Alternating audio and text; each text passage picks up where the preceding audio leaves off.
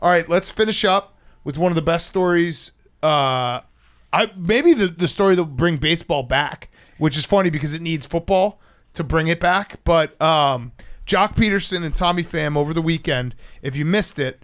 So Tommy Pham on the Reds, Joc Pederson on the Giants. It comes out a report that Tommy Pham slapped Joc Pederson in the face before Giants-Reds game. There was a weather delay.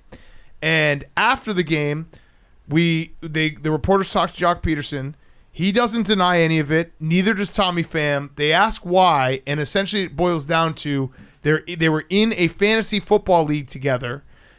Joc Pederson was stashing guys on the injured reserve. Tommy Pham didn't like it, got upset. Joc Pederson then shared a meme that was disrespectful to the Padres, and then we get the scene on whatever it was, Friday, where a grown man slapped another man, two pro athletes, over a fantasy football fight. And then Joc was like showing the text exchange to reporters afterwards and be like, here's the GIF in question that I sent. Yes, I did send a disrespectful meme to the guys. And then I guess Tommy Pham was like, you don't know me well enough to make jokes like that. Because we've all been like in groups with guys like that get overly familiar a little bit too quickly. So like you see kind of where he's going from. Memes palling us. Yeah. Jake, this Manning Hank last week. But I absolutely love the story because this is an unreported side of fantasy sports. Because you've always got, like Matthew Berry does his little video sequences about like the funniest punishments. Like some guy has to wear a dress and stand outside holding a sign being like, I suck at fantasy football. He reports on those all the time. Right. But we don't get to hear the dark side of fantasy football because I'm sure probably like 9 or 10 people get murdered every year over fantasy sports debates, things that start in a fantasy sports debate. That's what I want to hear more about. Well, so I initially, when Joc Pederson explained it, so it didn't sound like he did anything wrong in terms of the rules, but there is always that guy in everyone's fantasy league, that the guy who's like he's the guy who's very, very active on the waiver wire to a point where like he sets an alarm at 3 a.m. Mm-hmm. He's the guy who will send out trade requests every week where it's like 3 of his shitty players for your best player, just hoping someone accidentally hits accept on it. He's that guy. So nothing he does is illegal, but everyone knows that guy, and they're like, he's kind of annoying. Like, it's just a fact. But then the fact that Tommy Pham got upset over a GIF, I then swung very hard back to Joc Pederson's side. Like, that was just a funny GIF. Yeah, it was a fair GIF. Yeah. It was like 3 weightlifters, and then the Padres one fucks himself up. I think that's, like, you should be able to bust balls like that in a fantasy group chat. Otherwise, what's the purpose of having the chat? Yeah. And then Tommy Pham also said, we had too much money on the line, so I look at it like there's a code. You're fucking with my money, then you're going to say some disrespectful shit. There's a code to this. He broke the code. Chill out, dude. Like, you're a professional athlete. If you're playing for so much money that you have to slap another man, maybe take a step back and be like, this might not be for me. Joc Pederson just should have sent him the crying faces and be like, who did this, fam? Yeah, yes. And then Tommy Pham, the best part about this whole story is Tommy Pham got suspended for 3 games, and he didn't appeal any of it because he's like, yeah, I slapped the fuck out of him. Probably worth it for Tommy Pham. Yeah. Like, there's nothing like unloading a good slap. I'm not here to say whether or not the slap was justified, but when you connect on a good slap, it's more satisfying than knocking somebody out. Yeah, absolutely. Because it's more like, you're my bitch. too. Yeah. I put in a request to try to get Joc Pederson on the show because the way he was doing his interviews, it feels like he'll tell us everything. Put a player on the injured reserve when they were listed as out, and added another player, and then there was a text message in the group saying that I was cheating because I was stashing players on my bench. And then, I don't know, I looked up the rules and sent a screenshot of the rules, how it says that when a player is ruled out, you're allowed to put him on the IR. And that's all I was doing. And then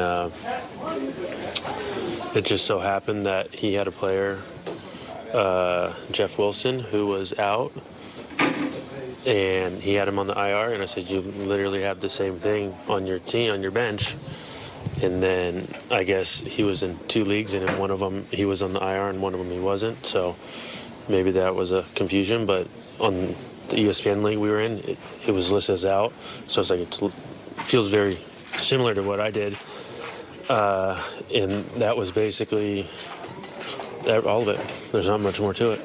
Like he just explained it all. I want to know who was in this league. I want to know how much money it was for. Like, give us all the details, because this now, like this fantasy league, this should be a fantasy league that we all can watch happen in real life. Yeah. Like I'd love to see this as a bottom ticker on CBS on Sundays, being like Joc Pederson is got 145 points. Tommy, they should have to go head to head every single. Yeah. Just pick a matchup. I want to get into a league with Tommy Pham. Yeah. I like the most dangerous game. Yes. And then I want to talk shit to him.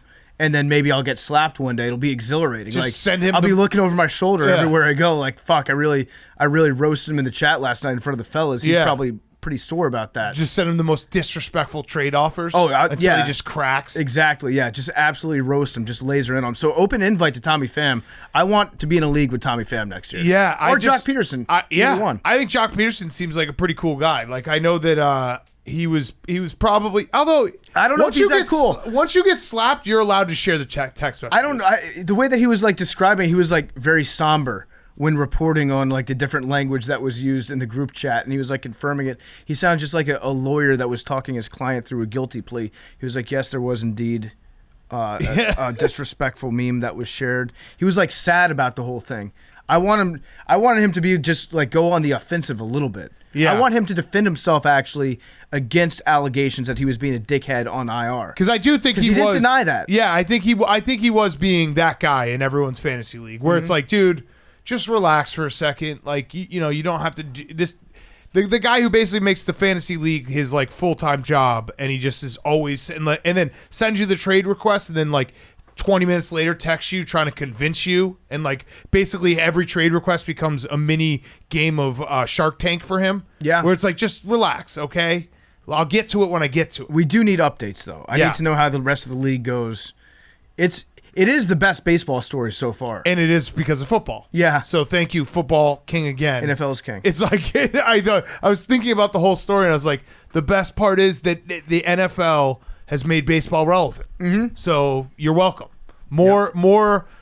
Seriously though, we should fucking do it. We should fucking figure out a way to get these guys to like go in a pickoff on the Barstool Sportsbook every Sunday. Tommy Pham versus Joc Pederson. I just want to. I want to see them fight. I want to see them. They should like if you get slapped. There's an element of surprise that goes into a slap that you can explain away and be like, I was not prepared to defend myself against a slap, because it could be a sneak attack. He needs to go after Tommy Pham next time he sees him. Yes. Like there's some unfinished business there. I will judge Joc Pederson very harshly if he does not even try to go after him. Like you can't just tuck tail and walk away after getting slapped. Unless he won the fantasy league and he won all of Tommy Pham's money. That's true. Then he gets the last slap. That's true. How much do you think this actually was like? So that 10 grand? How much would it be for you to get so mad over a fantasy league to slap somebody else? Well, so I was thinking about it. If it was 10, if each guy paid 10 grand and the winner got all 100 grand, and like it was a situation where you were, although this was like week 5, he said. So it was early on. I'm gonna look up how much money Tommy Pham makes. I don't think makes a he's difference. been around for a while. I hate him just because he was a Cardinal. Mm-hmm. He signed a 1-year, $7.5 million contract. So maybe it's like 50 grand each. Yeah. And then, that's probably worth a slap if you lost 50 grand in it. Yeah, and it's also like it could be theoretically that you know how we always do the math, where it's like you could lose, you put in 50 grand, but if you lose the league and you feel like you got wronged and you should have won it, it's like I lost 500 grand because that's what I would have won. You know what? The commissioner of this league's been mighty silent. I don't even know who it is. I don't know either. They need to investigate, because I'm gonna start doing some investigations, because the IR list thing that's on the commissioner. Yeah. If somebody's abusing it, to step in and do that, like of course you're going to take advantage of all the rules. And by the investigation, I'm just going to text Rizzo and be like, "Yo, were you in Joc's league?" Yeah, and he's going to be like, "No," or not reply, and that will be the end of my investigation. But yeah, Tommy. But I'm going to be on it. I'm going to be on it for the people. Open invite to both you and Joc. I would like to have you guys both in a fantasy football league with me next year. We will say. You know what? Here's what we'll do. Tommy Pham, Joc Pederson. We will be in a fantasy football league with you two guys. It will be the Pardon My Take league. There's enough of us now that we can get an entire league together, and we will all tank our teams to make sure that you guys are 1 and 2 and play in the championship. That is our promise to you. I like that. We will field the worst possible teams we can field just so that you guys can go mano-a-mano. Yep. Blaine Gabbert 1-1. How great would that be? I would love it. I would love it. Open invite. We'll make sure that but it's winner take all. But it would be great too because it would be people could watch us and we would have a pact between everyone in this room that we have to play starters, but we have to see we'll actually do a reverse winner. Whoever can field the worst team of starting players every week will be our winner. And then Joc Pederson and Tommy Pham will be the ultimate. It's surprisingly difficult to do that. I tried to do it. I think in 2014, I started a league called Fantasy Failball, and that was the goal. Yeah. But you would shock yourself. There were Right. some weeks when you'd be like, okay, I'm going to start John Beck, so I'm definitely getting negative points out of him. But it's tough. Yeah. It's harder than you might They're think. all starters, yeah.